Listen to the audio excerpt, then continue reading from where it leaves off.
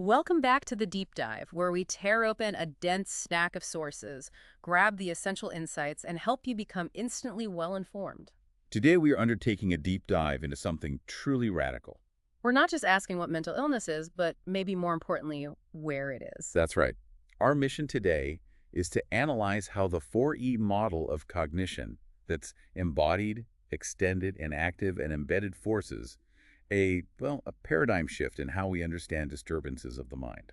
It sounds like we're moving the focus away from the isolated individual brain, which has, long been the patient. Exactly. We're arguing that the fundamental unit of analysis for psychopathology should instead be the dyadic interaction. So the communication between two people, That's the core unit. it's a colossal shift. I mean, for centuries, the default assumption, and frankly the one still dominating most clinical discussions, is the traditional view of cognitive science. The brain is a computer metaphor. Right. It emphasizes the role of internal representations. The brain gets data, processes it internally, builds these complex mental models of the world, and then, calculates the right behavior. And this assumption naturally leads you to the conclusion that if the behavior is disordered, the internal model or the calculation mechanism must be broken. But the 4E approach, the alternative we are exploring today, it focuses on something different. It focuses on the role of high-bandwidth agent-environment interactions, Yeah. that continuous loop between you and the world, without relying so heavily on those complex internal models. So instead of the brain meticulously crafting a blueprint before acting, the 4E model is suggesting that the system is the brain plus the body plus the environment, all working together in this constant feedback loop. Right. So before we get into the psychiatric side of things, let's unpack these 4Es, because they're the justification for why we have to look outside the skull in the first place. Okay, let's do it. We can start with extended cognition, famously championed by Clark back in 1997. The idea is the intelligence system is fundamentally spatiotemporally extended. It is not limited by the physical boundary of the envelope of skin and skull. Cognition is a continuous, active exchange with external systems. Precisely. That sounds abstract, but it's actually incredibly practical, isn't it? Like, think about planning a trip. You don't hold every single flight detail and reservation number in your head. No, of course not. You offload that cognitive work. You offload it onto a calendar, a list, a GPS. The act of thinking about the trip, of planning the route, is achieved by using those external tools. They're literally part of your extended cognitive system. Exactly. So next we have embodied cognition. This is the argument that cognition absolutely requires the physical body. Our cognitive systems are integrated within our physical structure, allowing for movement, for action. Yes, our physical limitations and our capabilities, how we move, what we can reach, how we feel hunger, they don't just influence thought. They fundamentally constitute what thought is. So you can't have human cognition without the messy, dynamic, feeling human body. You can't. Which leads us very nicely into enactive cognition. Right. This one draws on Gibson's idea of affordances. Yes, and it views perceiving as a way of acting.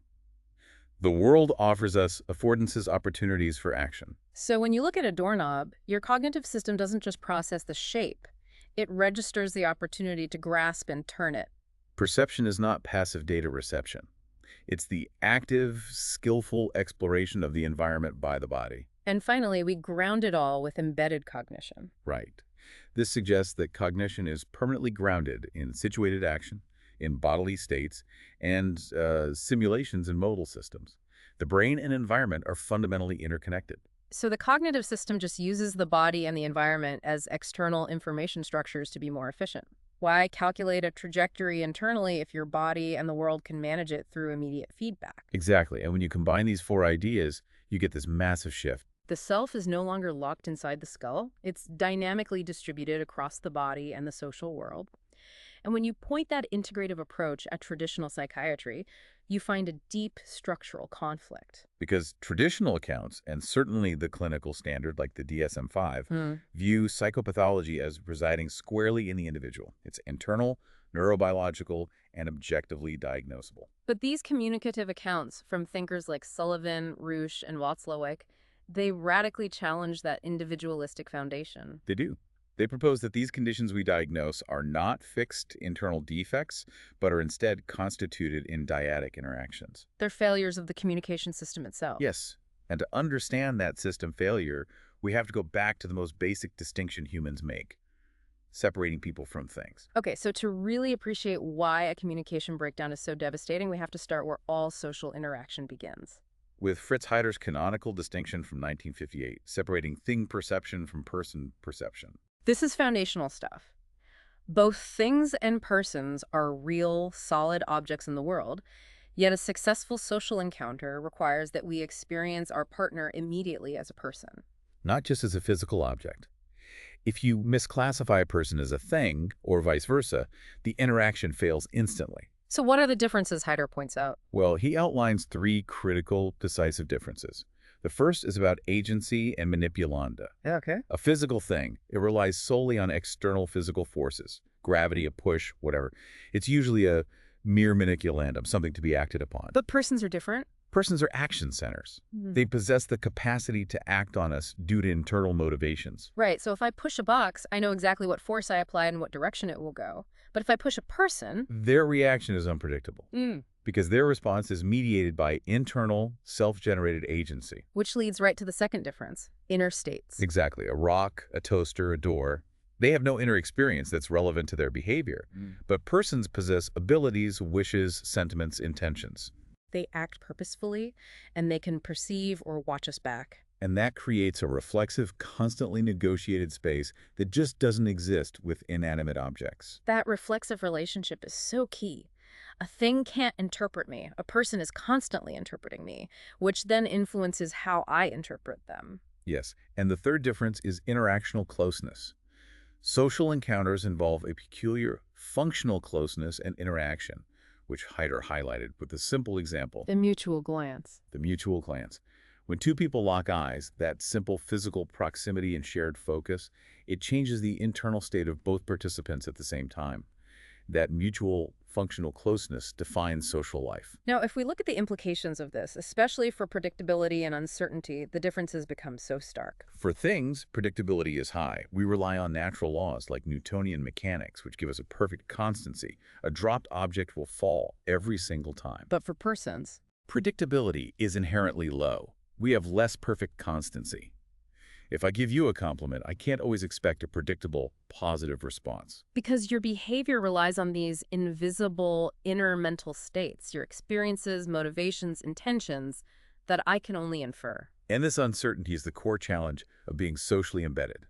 It forces us to engage in attribution theory. We're constantly looking for data to understand the other person's mental state. And what are those sources of data we use? We use three main streams of information. First, the raw stimuli, the smile, the directed gaze, the tone of voice. Okay. Second, the situational context. Am I talking to my boss in a formal meeting or to my child at home? And third, previously acquired knowledge about that specific person built up over years of interaction. So we're like detectives, constantly trying to triangulate the invisible will of another person based on context and physical cues. We are. But Heider points out that this whole process is, well, it's shaky. It is. He says our understanding of others is often unformulated or only vaguely conceived. We get impressions, vibes, hunches. And this inherent ambiguity substantially limits our capacity to predict behavior. We're forced to constantly interpret. So we predict a thing's future based on objective physical forces, but we predict a person's future based on their invisible internal narrative. And the only way to manage that gulf of uncertainty is through communication. Okay, so if the problem is Heider's inherent uncertainty, then communication isn't a luxury. It's the essential evolutionary solution to managing a social world filled with unpredictable agents. It's a basic cognitive function necessary for survival. Absolutely. Sullivan, who championed these communicative accounts, argued that personality development is fundamentally just the history of our interpersonal relations. He viewed personality not as some fixed internal thing, but as a relatively enduring pattern of recurrent interpersonal situations. It's constituted by the interaction. And the necessity is almost biological. I remember the source referencing Sullivan's really strong claim: infants who develop under disadvantageous communicative circumstances, Where this social cooperation fails. they will eventually perish. This isn't just psychological damage, it's an existential threat. It really speaks to how deeply intertwined our very biology is with our need for synchronization and social action.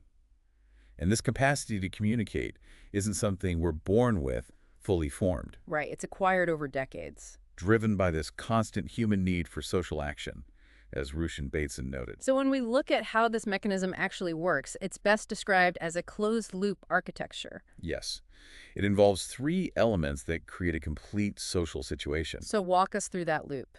We start with a signal, which is sent by the first partner, the sender. This could be anything, a word, a wave, even just a sudden halt in movement. Okay, that's step one. Step two is the processing stage. The adequate reception and understanding of that signal by the second partner, the recipient. And the third element is the critical one that closes the loop. The reaction or feedback.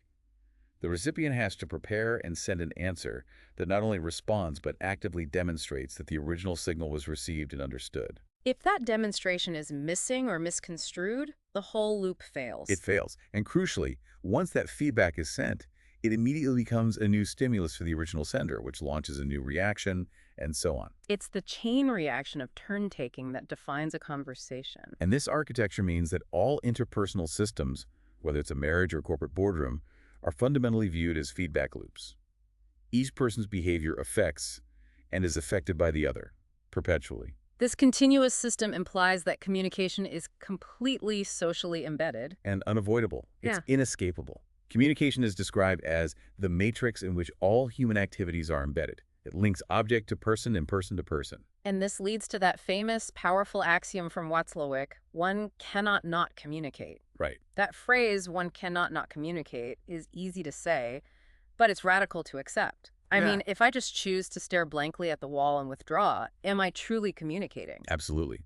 Even silence, avoidance, or an unintended shift in your posture are perceived and interpreted as communicative signals. So you can't opt out of sending information. You can't. That withdrawal you mentioned, it might be interpreted as passive-aggressive silence, indifference, or preoccupation. The meaning is generated by the observer, confirming that communication is a continuous state, not just an intentional act. And that unavoidable stream of information always contains two distinct layers, right? The content and the relational component. Always. The content is the explicit surface information, the data, the facts, the literal words. But the relational component defines the relationship between the partners. So, do I view you as superior, equal, or subordinate? Do I trust you? Exactly.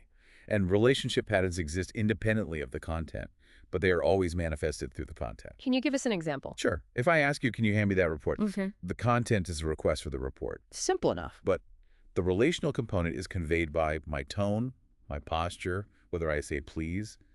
If I snap it aggressively, the relational message might be dominance or contempt, which completely overrides the simple content of the request. And the interplay between those two layers dictates our subjective experience. Yes, the source material makes a great distinction here. Experiencing being understood is pleasant. Reaching agreement is gratifying. But to achieve both synchronization of relational meaning and concurrence on content, that's profoundly gratifying. It is. And if psychopathology is defined by a failure to achieve that fundamental gratification in communication, it means the patient is the relationship. So to fully understand how that gratification system fails, we have to zero in on the language of the relationship itself. Nonverbal communication. The statistic is staggering, but it also feels intuitive. Estimates suggest that about 2/3 of our communicative signals are nonverbal. It's the dominant force. Yeah. And critically, nonverbal signals are what allow us to rapidly infer the inner experience of the other person. So we react not just to their words, but to what we perceive they are feeling or thinking or planning. Right. These cues, gaze, facial expressions, posture, gestures, they influence interactions very early on and shape our entire framework for the social encounter. And the sources outline 4 key functions for nonverbal behavior. It shows just how complex this system is. They are. First, modeling and coordination functions, which are essential for synchronizing our actions, like walking side by side. We're handing someone a tool smoothly. Yes. Second, discourse functions, which manage the structure of a conversation, signaling when we're ready to listen or speak. Third, dialogue functions, regulating subtle things like turn-taking and emphasis. And finally, Socio-emotional functions, which convey our genuine feelings, attitudes, and emotional states, often below the threshold of our conscious control. so if the nonverbal channel is that critical, its failure has to be disastrous. This is perfectly illustrated by the distinction between digital and analogical communication. Right. This concept helps us formalize where the friction really starts. So what's the difference? Digital communication is primarily verbal. It has a complex logical syntax. We can construct incredibly intricate sentences, but it often has inadequate semantics when trying to describe abstract emotional states or the relationship itself. We struggle to find the perfect words for deep feelings. Exactly. Its application is focused on transmitting content. And analogical communication is the nonverbal channel. Right. It has inadequate syntax. Mm. A frown or a gesture Mm. can't really convey complex logic, but it has rich, adequate semantics. Its application is focused almost entirely on the nature of the relationship. Who's dominant, how close we are, whether we're receptive. And the communication breakdown often happens when these two channels contradict each other. For instance, digitally, I might agree to a plan. I'll say, yes, that sounds fine. But analogically. My tense posture, my tight jaw, my lack of eye contact, they all signal profound disagreement or resentment. And the recipient inevitably processes the relational message over the content, which leads to friction and distrust. Let's focus on one specific, incredibly powerful analogical cue: gaze. Heider noted that the complexity of feelings and actions that can be understood at a glance is vast. And gaze direction is a critical cue for planning motor actions, coordination, and acting as a dyadic cue, literally pointing the other person's attention to something in the shared environment. This capacity is how we establish joint attention. A key phenomenon where one person follows another's gaze to a new visual focus, successfully creating a three-way shared relationship between self, other, and an object. It's the cornerstone of a shared reality. And there are fascinating biological universals tied to gaze. I recall the source mentioning that the total duration of mutual gaze contact is universally about 3 seconds. It seems to be, yes. Yeah. It holds true across cultures, sexes, and personalities.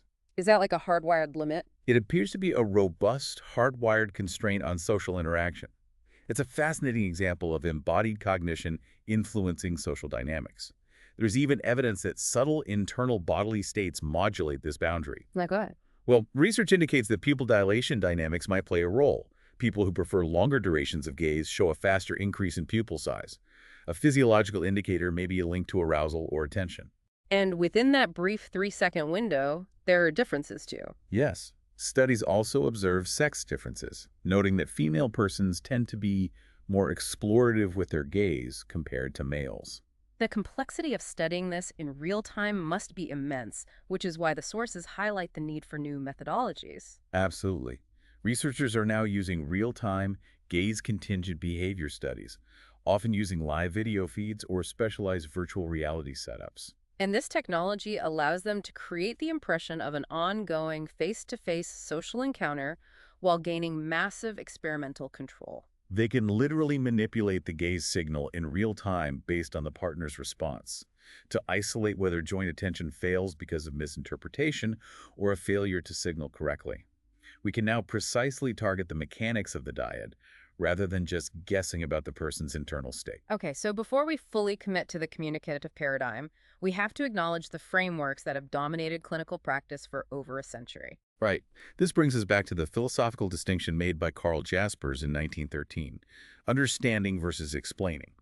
And this distinction is crucial because it really mirrors Heider's dichotomy between persons and things, but applies it specifically to mental suffering. Exactly. Understanding, or Verstehen, is the attempt to gain an empathic appreciation of an individual's inner experience, their conflicts, their hopes, their desires. It's the goal of therapy, trying to understand someone from within. Right. But Jaspers pointed out this genetic mode of understanding is inherently limited. It's constrained by culture and personal experience, and it's always inconclusive. You never reach a definitive terra firma, which means interpretation is constantly necessary. Whereas explaining, or eclairin, is the approach of the natural sciences. It seeks to relate mental disorders to objective, neurobiological, or genetic prerequisites. This is the approach we use for things, looking for causal mechanisms.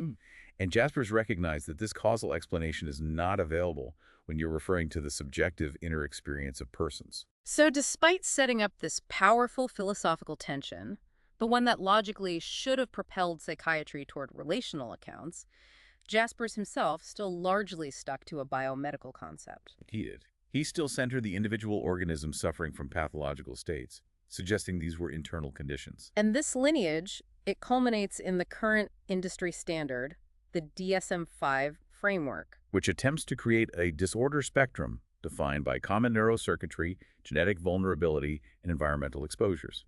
This is a massive explanatory effort, relying heavily on Erklären. To its credit, the DSM-5 does acknowledge the context of the 4E model, particularly embeddedness, through its recognition of culture. It does. It states that culture is a dynamic system that influences everything. The definition of symptoms, the causes, and adaptation capacities. The boundaries of what counts as a disorder are admitted to vary culturally. That's the acknowledgement, but I wonder how deep it really goes. Does acknowledging culture fundamentally change the practice, or is it just a kind of footnote? That is the core point of contention. While the manual acknowledges cultural fluidity, the individual focus remains absolute. So the DSM-5 model fundamentally holds that it's the individual who carries the symptoms and suffers from the disorder. Yes, the disorder is assumed to be diagnosable independently of the observer, even if the criteria themselves are culturally shaded. Can you give us an example of how the cultural matrix might challenge a diagnosis, forcing us to question that individual focus? Sure, consider the manifestation of intense grief. In some Western cultures, displaying intense, debilitating sorrow for 6 months might strongly correlate with criteria for major depressive disorder. Right. However, in cultures with sanctioned, formalized, and highly visible rituals for mourning that might extend beyond a year and involve culturally mandated behaviors, that same behavior is functional, communicative, and even mandatory. So the symptoms are the same, but the shared cultural matrix reinterprets them from pathology to standard social behavior. Precisely. If the same behavior can be functional in one matrix and pathological in another, that makes it impossible to classify the symptoms as residing solely within the individual's brain. The pathology must be in the misfit between the behavior and the shared cultural expectation. Exactly. The DSM-5, by keeping the individual as the carrier of the disorder, forces the clinician to abstract the symptoms away from the living, breathing dyadic system. The communicative paradigm demands we stop this abstraction and treat the contextual failure as the disease itself. Okay, so let's make that pivot complete. If we abandon the DSM's individualistic lens, how does the communicative account define psychopathology? What are the boundaries of a disturbed interaction? Well, from this perspective, psychopathological phenomena are defined as norm-deviant disturbances related to 3 core domains. And these aren't defined by a blood test or a genetic marker. They're defined against a social background. Let's look at those 3 essential domains of social failure. First, we look for changes in interactive or communicative behavior. Is the person's participation in the flow of information radically altered? Okay. Second, there are inadequate emotional experiences or changes in sharing emotions. The person may feel emotions that don't match the social context, or they fail to share socially appropriate emotions. And the third domain seems the most radical because it deals with shared reality itself. It is. That's the failure of consistency or congruence of subjective experiences, resulting in a profound loss of shared reality within the cultural background. So if your subjective experience, what you believe to be true, your emotional valence, is grossly inconsistent with what your peers in your cultural matrix understand to be true, that is defined as psychopathology. Right. This means the diagnosis of mental disorder is entirely constitutive on the norms generated by the social system. The culture is the ruler against which deviation is measured. And that's why the communicative account asserts that the dyadic interaction is the central fundamental unit of analysis. The disturbance is not a malfunction of a singular mind. It's the failure of the situated performance of the relationship itself. And we keep coming back to context. Context is everything because it provides the shared set of gestures, symbols, and meanings that have to be agreed upon to establish common ground. Yes, and that realization leads to the most radical insight from Ruch and Bateson. Communication must only be studied in the context in which it occurs. Which means? It means that the terms sanity and insanity practically lose their meanings as attributes of individuals. Wow. If I can't judge a single person as sane or insane outside of their interactional context, that has massive consequences. I mean, society must classify individuals for legal, institutional, medical reasons. How does this paradigm coexist with that very real necessity? That is the core ethical and practical friction this framework creates. Yeah. Clinically, of course, we have to treat the individual who presents with the suffering. But conceptually, this model dictates that the illness is a system failure. The illness is culturally defined. It's a function of cultural values. For the clinician to make an adequate interpretation, they absolutely require knowledge of the cultural matrix. So the individual is suffering, but the illness is in the gap between the person and their community. Yes. Treating the person without repairing their communicative system, their social embeddedness, is fundamentally incomplete. It forces us to ask, are we treating a broken system, or are we just patching up a component that keeps getting broken by the system? That's the question. And if we fully accept this thesis that psychopathology is defined by disturbances of communication, we need a formal distinction between healthy and pathological interaction. Right. How did Roosh and Sullivan formalize this failure? Well, Sullivan set the standard, saying mental disorder must cover the whole field of inadequate or inappropriate performance in interpersonal relations. Roosh then provided these detailed, measurable criteria, which focus on the mechanics of the closed feedback loop. Okay, so let's walk through the criteria for successful communication, because understanding the ideal helps define the failure. Success requires proper flow, meaning feedback circuits are established and maintained smoothly. There must be mutual fit of overall patterns. My posture matches your tone. It has to be efficient and highly flexible, able to adapt instantly to new information. Yes. And most importantly, the subjective experience should result in gratification. The ultimate result is a correspondence of information and the ability for both parties to mutually correct the meaning of messages and influence each other's behavior to mutual satisfaction. So we have shared control and shared understanding. Now, you look at disturbed communication, the failure is systematic. Instead of flow, there's interference with the free flow of messages. The response shows inappropriateness of the reply pattern. The interaction becomes inefficient, costly in time and emotional energy, and exhibits a severe lack of flexibility, sticking rigidly to non-productive patterns. And naturally, the experience results in frustration rather than gratification. But misunderstanding happens all the time. When does normal friction cross the line into systematic pathology? Misunderstanding and disagreement are normal phases of communication. They become pathological when they become goals in themselves. What do you mean by that? It's when, consciously or unconsciously, the interaction is structured specifically to sustain the tension, maintain ambiguity, or punish the partner. Like constant passive aggression, where digital messages are agreeable, but analogical messages are hostile. Or pathological withdrawal, where closing the loop becomes impossible because the partner just refuses to send feedback. It's turning a breakdown into a feature, not a bug. Right. The disturbance is viewed as a graded phenomenon. It's not some exotic failure, but often a quantitative exaggeration of normal behavior or behavior that is just chronically ill-suited for the situation. The characterization used in the source is brilliantly concise for describing the systemic failure. Disturbed messages are characterized by Too much, too little, too early, too late, at the wrong place. that phrase perfectly captures the failure of synchronization. The interaction partners fail to share the reference frames or the context they're operating in. One person is signaling hostility at a moment that demands openness. Another is using highly digital, literal language in a situation that requires nuanced analogical empathy.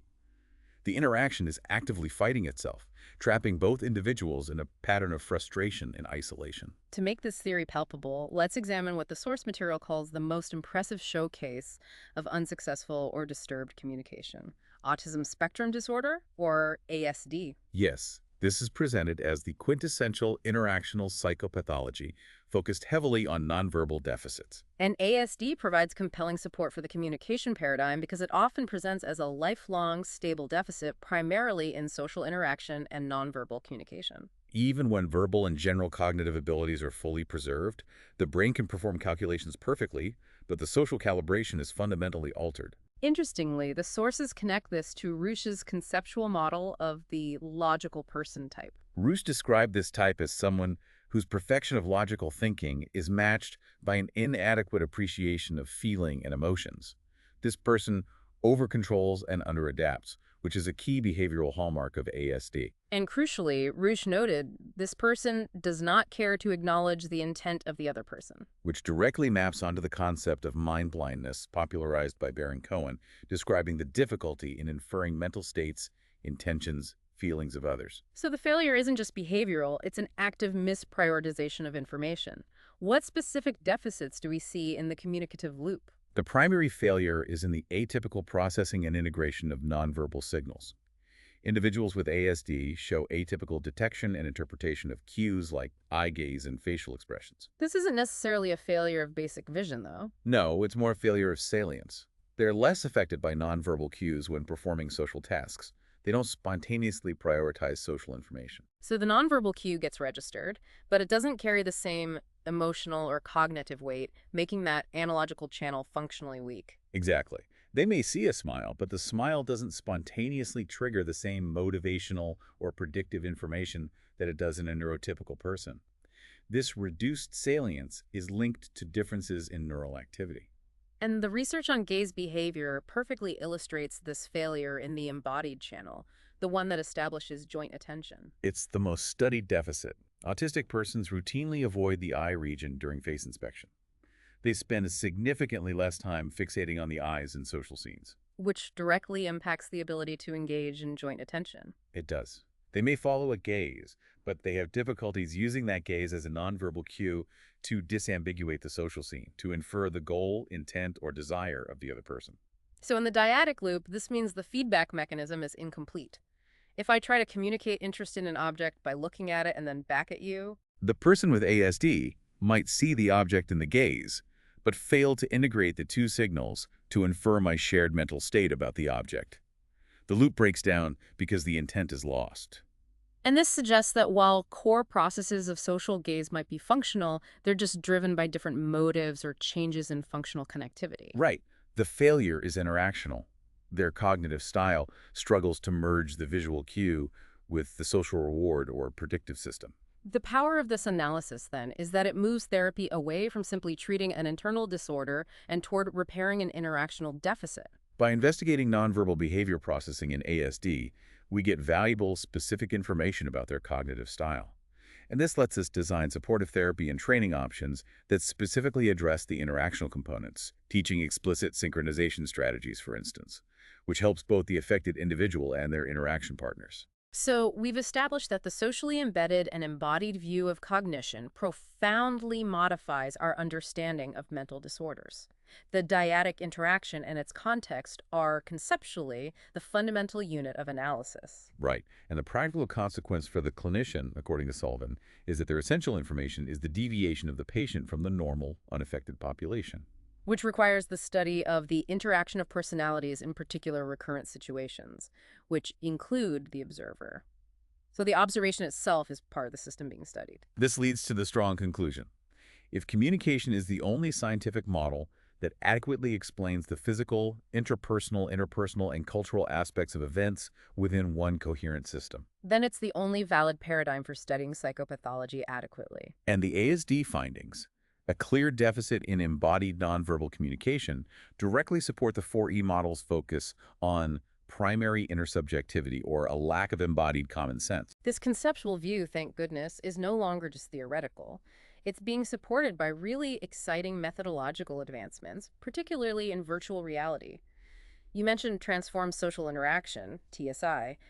How exactly does that reverse engineer social interaction? TSI leverages immersive virtual environment technology, IVAT, to get experimental control over the dyad.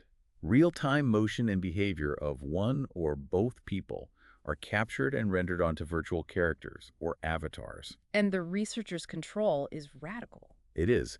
They can systematically manipulate not just the avatar's appearance, but its behavior, like modifying nonverbal cues or blending different communicative channels. So they can take a real interaction, map it onto a virtual space, and then surgically alter one tiny piece of the feedback loop to see the downstream effect. Precisely. They are reverse engineering social interaction. For example, researchers like Bente use this to manipulate the display of directed gaze during open conversations between two participants. And what was the finding from manipulating that gaze? Bente's team found that experimentally manipulating the directed gaze to facilitate longer periods of mutual gaze contact fostered the positive evaluation of the partner. Simply put, making the loop synchronize more efficiently, specifically through the analogical channel of gaze, made the partners like each other more. Yes. It demonstrated that we can implement targeted nonverbal cues within a fluent, real-time social interaction and measure a direct, positive psychological outcome. Which proves we have to study the system online, not offline. We can't rely on questionnaires filled out in isolation. Exactly. The authors stress that a full scientific understanding of communication and its neurobiology requires online study during truly ongoing social interactions, not this detached self-report mode. This leads to the field of second-person neuroscience, which tries to operationalize the neural experience of true interaction. What have those studies revealed? They've shown that true social interaction, even when mediated by controlled virtual characters, recruits more than just the standard social neural network like the medial prefrontal cortex. What else does it recruit? Crucially, true interaction also recruits the ventral striatum, a key component of the brain's reward system. So the synchronized successful interaction is literally registered as a reward. It is. The ventral striatum recruitment is specifically associated with the hedonic aspects of sharing attention. When you successfully achieve joint attention, when you're understood, when the loop closes, it feels intrinsically good. It validates the source's early argument that reaching gratification is the hallmark of successful communication. The system is biologically wired to seek synchronization. It is. And looking ahead, the absolute peak of this methodological approach is hyperscanning. Right. Hyperscanning is the ambitious approach of simultaneous, time-locked measurement of two persons participating in an ongoing social encounter. So imagine two people talking, both wearing EEG or fMRI caps, with their neural activity recorded in parallel. And this allows for detailed analysis of neural and psychological synchronization measures, literally measuring if and how two brains sync up during real-time interaction. It provides the ultimate validation for the dyad as the unit of cognition. And the evidence all points to the same synthesis. The socially embedded and embodied view of cognition substantially modifies our understanding of mental disorders. We shift from symptoms of isolated individuals to norm deviations constituted in the dyadic interaction and its cultural context as the fundamental unit of analysis. We took a comprehensive journey today, redefining the very location of mental illness.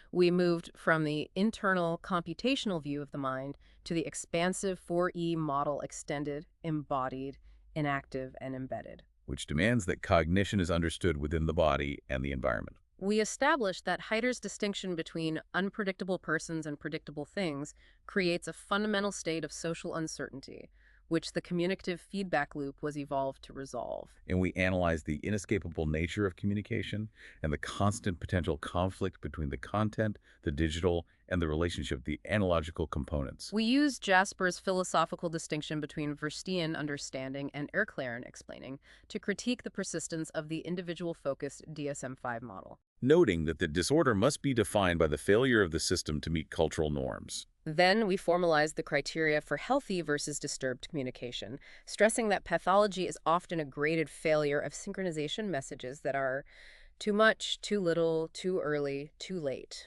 And we solidified this using the case study of Autism Spectrum Disorder, which serves as a definitive showcase for interactional psychopathology. Demonstrating a highly specific deficit in embodied nonverbal salience that systematically breaks the dyadic feedback loop. And finally, we look forward to transformed social interaction and hyperscanning, tools that allow us to study synchronized interacting brains in real time. For you, the learner, the crucial takeaway here is this. Mental disturbance should not be seen as a fixed internal defect of the solitary mind, but as a dynamic failure of the system of communication between two people, fundamentally shaped by the culture they share. And this leaves us with the ultimate provocative thought for you to explore. If psychopathology is fundamentally defined by failed communication within a cultural matrix, what does that imply for the ethical and practical differences between treating an individual disease versus repairing a social system failure? How much of what we currently classify as illness is actually a measure of deep communicative friction, or merely cultural distance that the person cannot bridge without a shift in their relational environment? Something to mull over as you navigate your own complex social matrices. Thank you for joining us for the deep dive. Until next time.